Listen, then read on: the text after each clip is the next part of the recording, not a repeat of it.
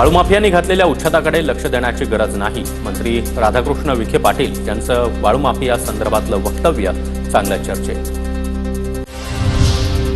उदय सामंत आणि राज ठाकरेंमध्ये दुसऱ्यांदा भेट. मराठीच्या मुद्द्यावरून भेट.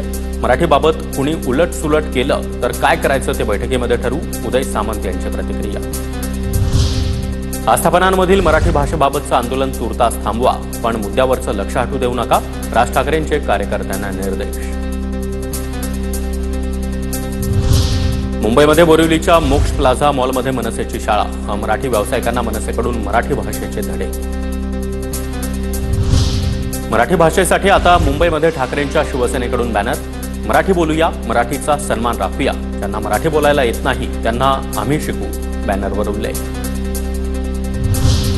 व्हिडिओ कॉन्फरन्सिंगद्वारे जबाब नोंदवण्याची कामराची विनंती पोलिसांनी फेटाळली. जीवाला धोका असल्यानं व्हिडिओ कॉन्फरन्सिंगद्वारे जबाब नोंदवा अशी विनंती कुणाल कामरानं पत्राद्वारे पोलिसांकडे केली होती. बुक माय शोचा कुणाल कामराला मोठा धक्का. राहुल कनाल यांच्या पत्रानंतर कामराच्या शोची तिकीट विक्री आणि प्रमोशन देखील थांबवलं. वक्फ सुधारणा विधेयकाला पाठिंबा देण्यासाठी भाजपाचे मोठे नेते शेवटपर्यंत आमच्या संपर्कात. राज्यसभेत देखील नवीन पटनायक यांच्यावर मोदींचा दबाव होता, संजय राऊतांचा आरोप. आम्ही सत्तेसाठी भुकेले नाही. आम्ही दिल्लीमध्ये जाऊन कुणाचे बूट चाटत नाही. संजय राऊतांची प्रफुल्ल यांच्यावर टीका.